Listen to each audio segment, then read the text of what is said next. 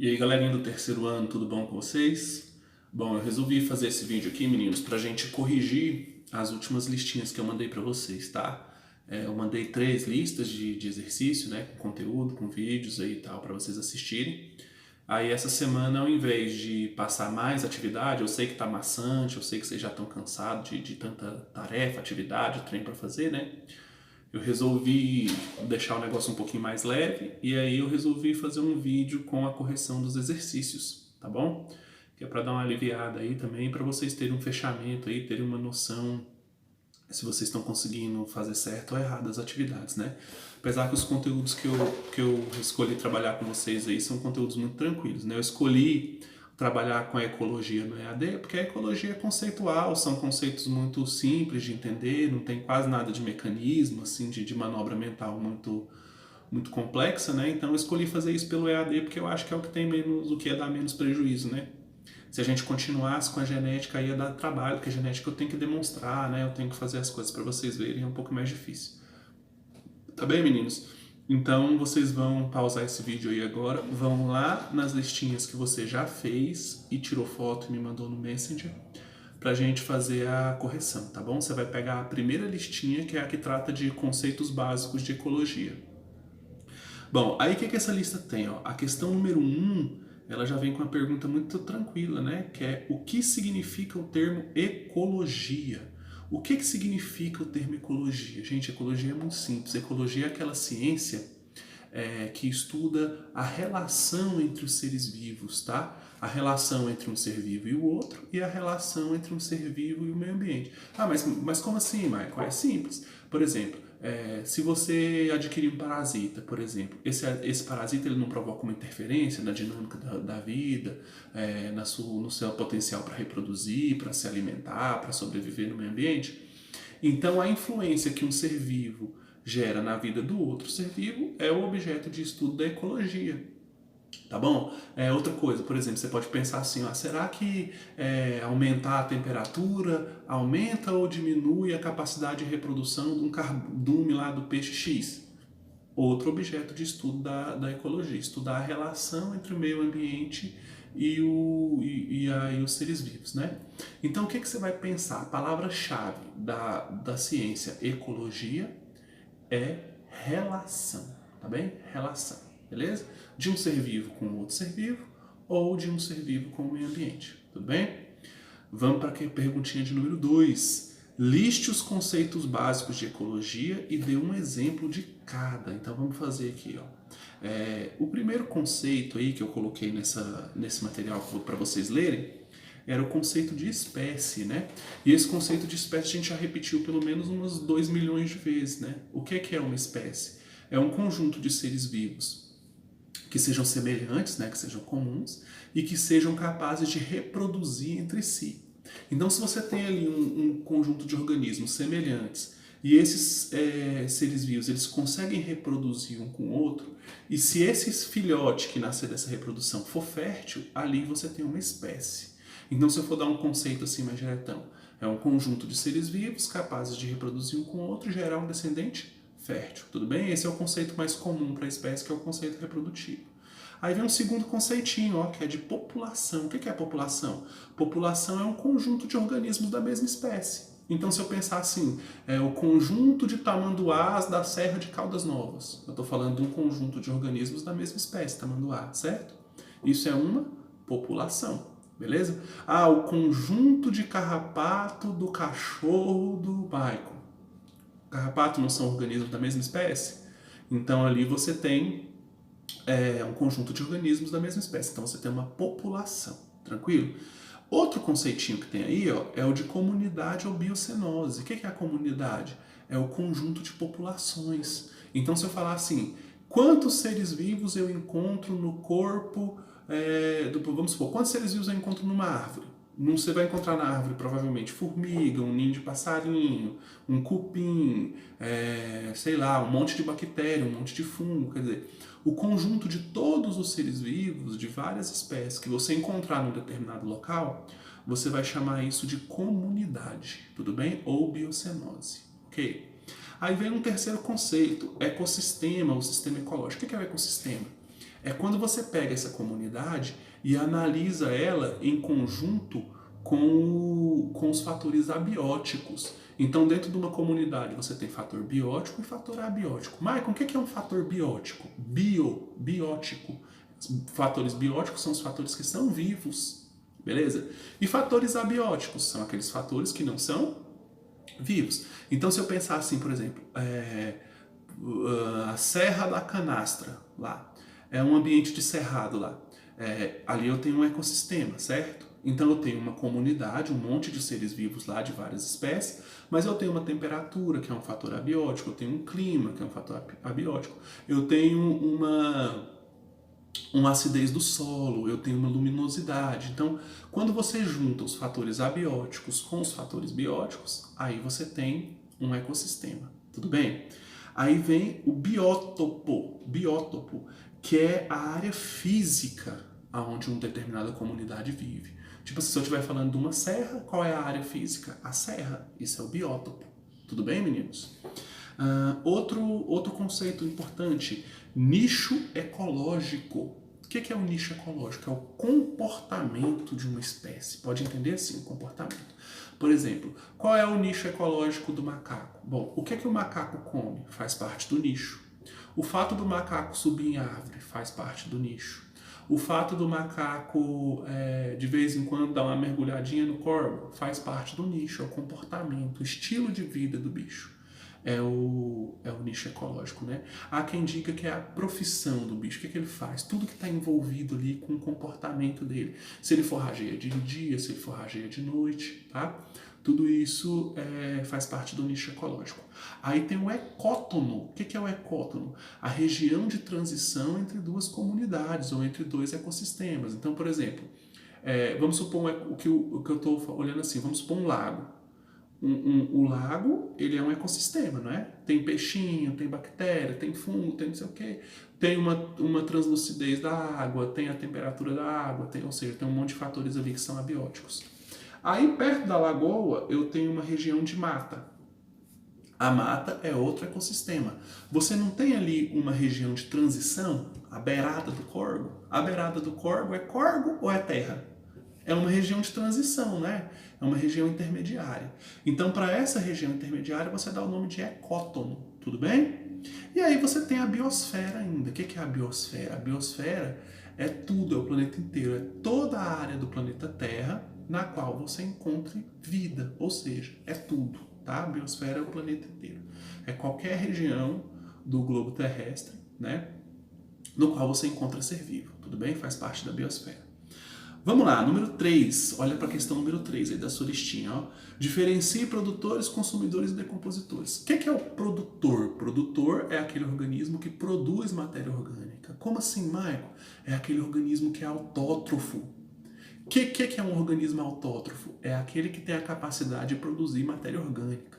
Ah, Maicon, tá muito difícil, simplifica isso aí para mim. Tudo bem, vamos lá, olha só. Pensa numa plantinha.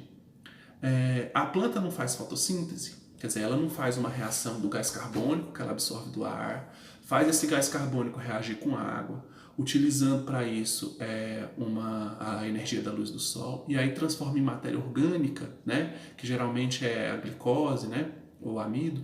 Então o que acontece? Aquele organismo que é capaz de transformar a matéria inorgânica, como o gás carbônico, por exemplo, em matéria orgânica, você chama esse organismo de autótrofo. Esse organismo que é autótrofo, ele é o produtor. Olha o nome, gente, é fácil demais de lembrar. Produtor não produz algo? O que o produtor produz em termos aqui de cadeia alimentar? Produz matéria orgânica, tá? Olha como é facinho de entender. Bom, mas só quem faz fotossíntese é produtor? Não. Quem faz quimiossíntese também é produtor, por exemplo, tá? Bom, então esses são os produtores. Quem que são os consumidores? O consumidor é aquele que consome a matéria orgânica de outro ser vivo. Então, se eu pegar uma plantinha, a plantinha é um produtor. A formiguinha que come a plantinha, ela não está absorvendo a energia da planta, então ele é um consumidor, tá? E o tamanduá que come a formiguinha é outro consumidor, tudo bem? Todo mundo que não produz o próprio alimento, ele é consumidor, tá? E aí você tem os decompositores. Quem são os decompositores? São aqueles que extraem energia decompondo a matéria morta. tá? Como as bactérias e os fungos, por exemplo, que apodrecem as coisas depois que os seres vivos morrem, tá bom? Questão número 5, faça 3 exemplos de cadeia alimentar. Eu acabei de fazer um exemplo aí, né? Falei, a plantinha produziu a matéria orgânica, aí veio a formiguinha e comeu a plantinha, aí veio o tamanduá e comeu a formiguinha, aí veio a onça e comeu o tamanduá, e aí a onça morreu, o decompositor foi lá e decompôs a onça. Quer dizer, essa trajetória que eu fiz, repara que é o fluxo de energia. A energia foi produzida lá na plantinha, a energia foi transferida para a formiguinha, que depois transferiu para o tamanduá, que depois transferiu para a onça, que depois morreu, transferiu para os decompositores. Então essa sequência de transferência energética é o que a gente chama de cadeia alimentar, tá bom? Eu pedi 3 exemplos, de qualquer jeito que você inventar uma sequência dessa de transferência tá certo, desde que tenha coerência, óbvio, né? E então é isso. Eu vou colocar na edição do vídeo, eu vou colocar uma imagenzinha aqui para vocês verem a cadeia alimentar. Tá bom? Definimos, né? Aí você inventa 3 exemplos aí do jeito que você quiser. Defina teia alimentar. Teia alimentar é o quê? É a sobreposição de várias cadeias, tá bom? Então, por exemplo, ó, imagina, eu acabei de fazer uma cadeia, né? Plantinha, formiguinha, tamanduá, onça e decompositores. Agora, você imagina o seguinte, ó. Quem come a formiguinha não pode ser um passarinho no lugar do tamanduá? Aí esse passarinho não pode ser comido por uma cobra, por exemplo? Dependendo da cobra, ela não poderia comer o tamanduá também? Então veja que as cadeias alimentares, elas não são isoladas, elas são entranhadas, elas são uma em cima da outra, né? Por exemplo, se eu botasse um macaco aí no meio dessa cadeia, ele pode comer tanto a planta quanto a formiga. Então, o que acontece na prática não é uma transferência linear de energia. A energia ela fica oscilando entre na teia alimentar, ou seja, entre as cadeias. Então, um organismo que é consumidor primário, quem come o produtor é um consumidor primário. Quem come o primário é secundário, quem come o secundário é terciário. Mas um mesmo organismo ele pode funcionar como um consumidor primário no momento, né? Tipo um macaco, por exemplo, comendo uma frutinha, consumidor primário. Mas ele foi lá e comeu uma formiguinha vacilando. Aí ele já foi um consumidor secundário. Então veja, as cadeias elas estão sobrepostas, tá? Então o bicho pode fazer o papel de qualquer tipo de consumidor desse, tá bom? Vou colocar na edição aqui a imagem de uma teia alimentar também para você observar, tá? Bom, aí já a número 8, diferencie consumidor primário, secundário e terciário. Já até respondi. Quem é o consumidor primário? É aquele que consome o produtor, tá? Então é o organismo que é herbívoro. Quem é o consumidor secundário? É aquele que come o primário. Então você pode estar falando de um carnívoro ou de um insetívoro, por exemplo. Então, vamos supor, se o macaco comeu uma formiguinha, ele está sendo um consumidor secundário, tá? Agora, se a plantinha foi comida por um coelhinho, coelhinho consumidor primário. Aí foi uma cobra e comeu o coelhinho, a cobra é consumidor secundário. Veio um gavião e comeu a cobra, já é consumidor terciário, quaternário e daí por diante, tá bom? Então, o secundário é quem come o primário e o terciário é quem come o secundário. Fácil. O que é detritívoro? É a questão de número 9, tá? O que é um detritívoro? É aquele bicho que come matéria morta. Então, o exemplo mais clássico é o urubu, né? Morreu um cachorro lá atropelado na estrada, o urubu não vai lá e come ele. Quem está comendo matéria morta você chama de detritívoro. E você também chama de detritívoro quem come excremento. Um bicho que come fezes do outro, por exemplo, tá? Aí a questão número 10 ela é pessoal, não posso interferir. Pesquise no Google e resolva 5 questões objetivas de cadeias e teias alimentares. Aí é uma coisa que você tem que fazer mesmo, né? Não tem como eu cobrar nem eu adivinhar aqui que questão que você fez. Tá bem? Muito bem, meninos. Então vamos para a segunda listinha, né? Que é a lista que fala de relações ecológicas, tá bom? Essa listinha te pergunta o seguinte, ó. Liste todas as relações ecológicas explicadas nos vídeos, defina-as e dê um exemplo de cada. E aí é o tipo da atividade que é muito fácil para mim passar e que eu morro de preguiça de corrigir, né? Se fosse em sala, jamais eu corrigiria, vocês sabem disso. Mas já que nós estamos aqui nesse sistema de vídeo aula, eu vou fazer um esforcinho e vou corrigir para vocês, tá ok? Muito bem, então, meninos, vamos ver as relações harmônicas, então, tá? Primeira coisa, você vai ver que tem uma diferenciação aqui nessa tabelinha, olha só. Existem relações que são harmônicas e existem relações que são desarmônicas, não é isso? Então você faz essa primeira divisão entre as relações ecológicas. Qual que é a diferença? Relações harmônicas são aquelas interações que são positivas. O que é que isso significa? Que nenhum organismo leva prejuízo numa relação harmônica. Então você vai pensar numa relação onde todos os envolvidos têm benefício ou é benéfico para um e indiferente para o outro, tá ok? Quando você olha para uma relação que é desarmônica, essa relação alguém leva prejuízo, tá certo? Aí vamos lá, ó, uma segunda diferenciação, a relação ela pode ser intraespecífica ou ela pode ser interespecífica, tá vendo? Intraespecífico ou interespecífico. Então veja, a relação ela é harmônica intraespecífica ou harmônica interespecífica, ou desarmônica intraespecífica ou desarmônica interespecífica. Tá, mas qual é a diferença entre intra e interespecífica? É simples, olha só. Quando a relação é intraespecífica, isso significa que ela acontece dentro de uma espécie. Olha o nome, ó, intra. Intra significa dentro, não é isso? Então é uma relação que está acontecendo dentro de uma espécie. Se ela for interespecífica, o termo inter significa entre. Então, entre duas espécies diferentes, tá certo? Então vamos para as relações que são harmônicas, ou seja, ninguém leva desvantagem, e intraespecífica, organismos da mesma espécie. Então você pode chamar de sociedade ou você pode chamar de colônia. Qual é a diferença entre as duas? Quando tem ou não tem dependência fisiológica, tá bom? Então quando você pega uma sociedade, você tem um grupo de organismos da mesma espécie, eles têm uma divisão de trabalho, tá ok? Mas eles não são absolutamente dependentes fisiologicamente. O exemplo de sociedade é formiga, abelha, por exemplo, elas vivem ali em grupo, em conjunto, esse grupo é organizado, tem uma divisão do trabalho, mas se você separar uma formiguinha do formigueiro, ela não morre imediatamente, ela tem uma certa independência fisiológica, tá bem? Quando você olha para a colônia, você tem uma dependência fisiológica, tá? Se você separar um organismo da colônia, ele morre. O exemplo disso aqui é um bichão que a gente chama de caravela portuguesa, é um monte de água-viva agrupada, mas só que cada água-viva se especializa em um trabalho. Então, uma determinada água-viva só mexe com respiração, a outra só mexe com reprodução, a outra só mexe com digestão. Então, de modo que elas têm uma agregação fisiológica, tá bom? Entre as relações que são interespecíficas, ou seja, entre espécies diferentes, você tem mutualismo, protocooperação e comensalismo. O que é o mutualismo? Ó, é quando você tem uma cooperação entre organismos de espécie diferente e eles não conseguem viver separadamente um do outro. Tá?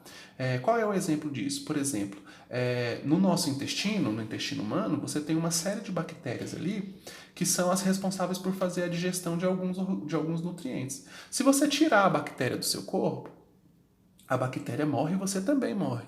Tá certo? Porque a relação ela é obrigatória.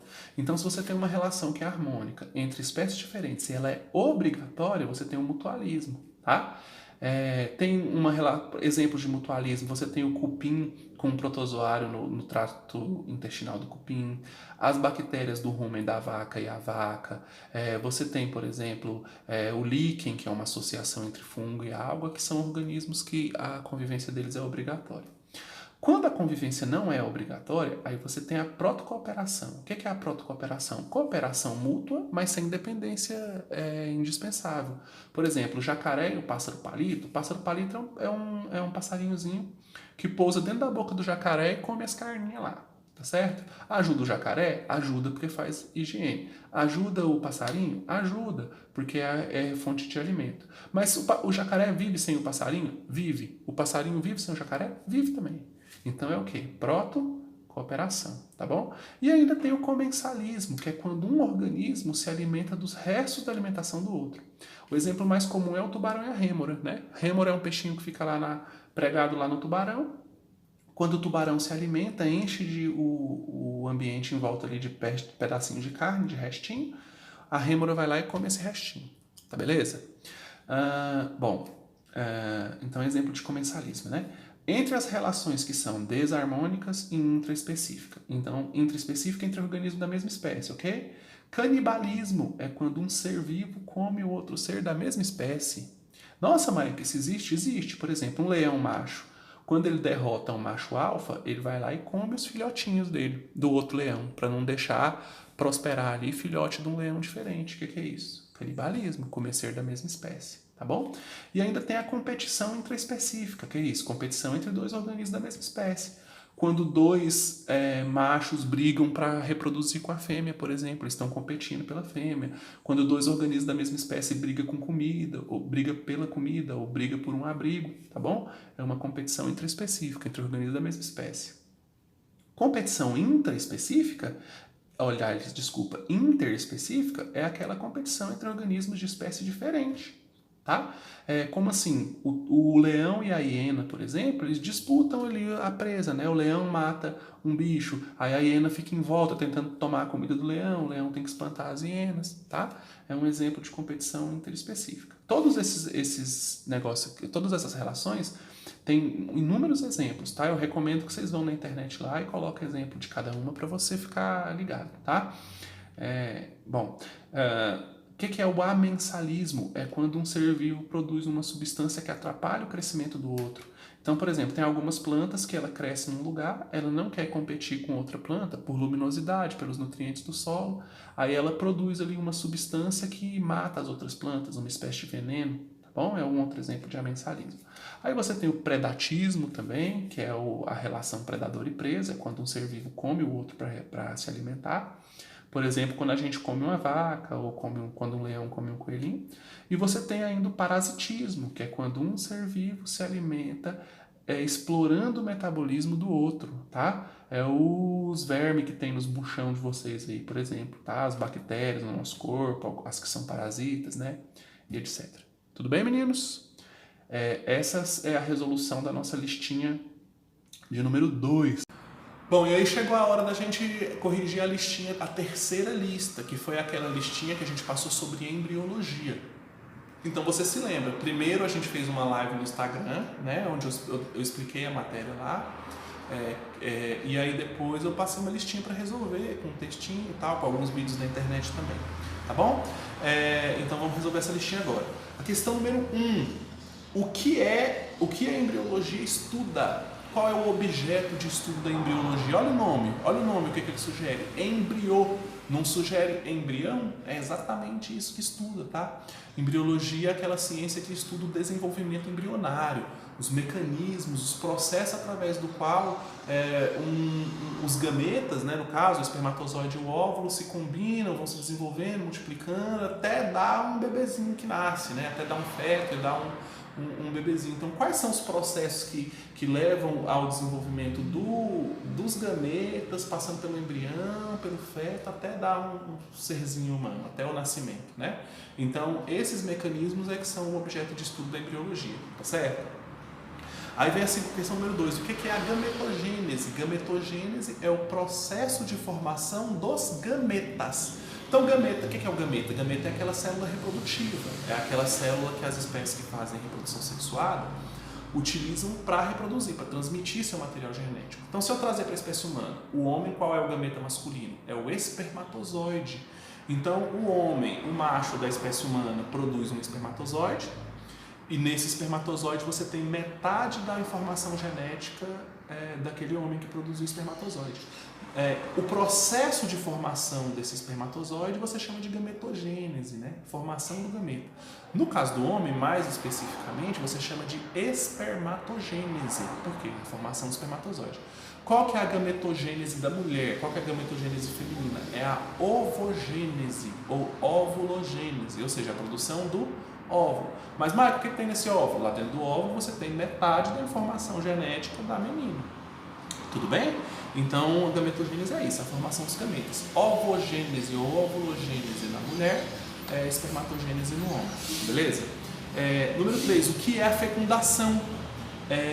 Fecundação é o quê? É a união, é a fusão, é a junção dos gametas.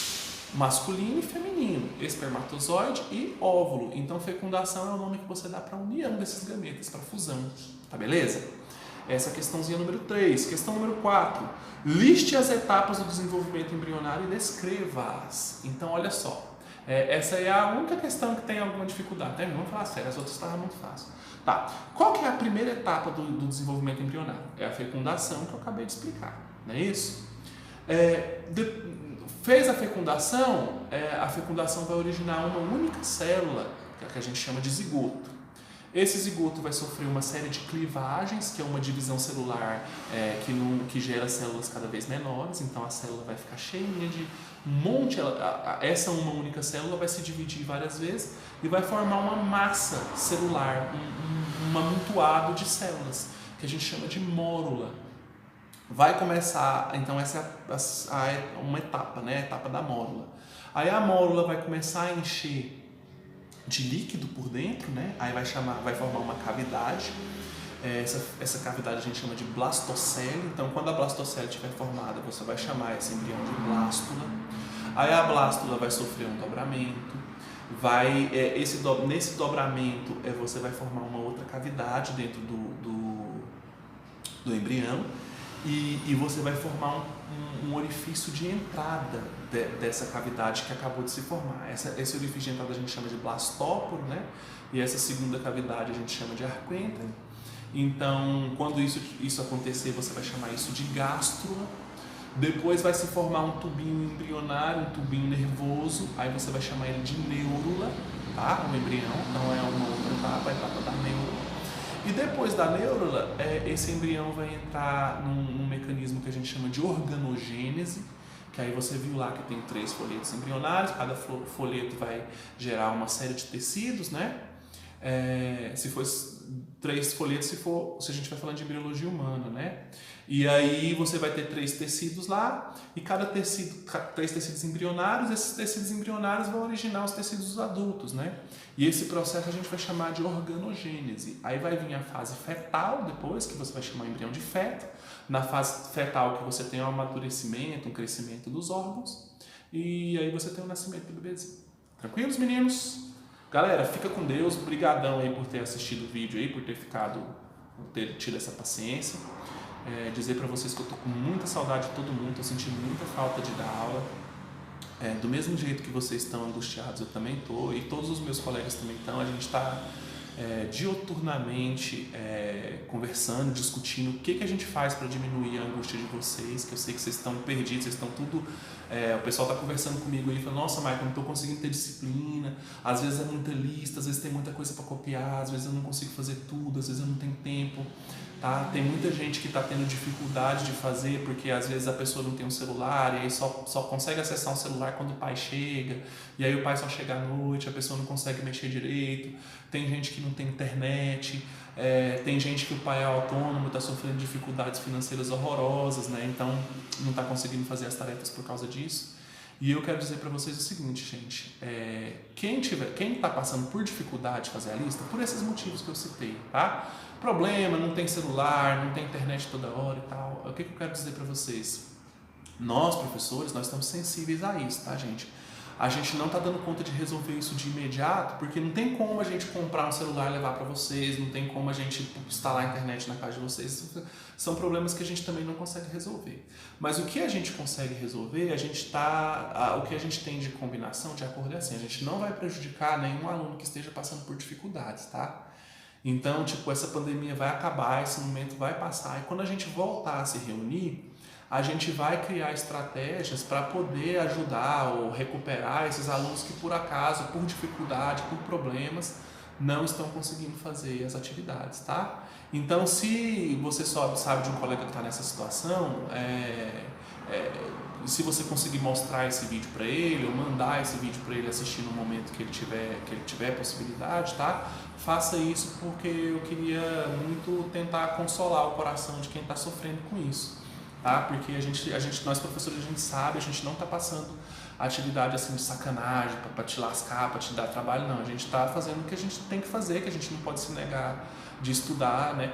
Os playboys estão estudando, então vocês têm que estudar também. Então a gente é nossa obrigação fazer o melhor que a gente puder para vocês poderem ir aprendendo o conteúdo, né? Ainda que a gente saiba que o ambiente não seja o ideal. Então é isso, quem está com dificuldade, fica tranquilo que quando a gente voltar para as aulas presenciais, a gente vai dar um jeito de recuperar. Agora, se você não está com dificuldade financeira, se você tem internet, tem um celular, o que eu quero dizer para você? Faça o melhor que você puder, tá, gente? Não tem como a gente tutelar, não tem como a gente mandar em você, enfim, você está por sua conta, então a sua autonomia está sendo cobrada. Então, tenta dar o seu melhor, tenta fazer as coisas com disciplina, tenta não deixar acumular tarefa, não deixar acumular essas atividades, porque, enfim, de alguma maneira é o que a gente tem para estar fazendo. Então, assim, quando a gente está com uma dificuldade, a gente pega e faz o melhor que a gente pode com o que a gente tem. Esse é o espírito que a gente tem que ter, né? Tá com dificuldade, qual é a melhor coisa, qual é o melhor de você? Faça, tá?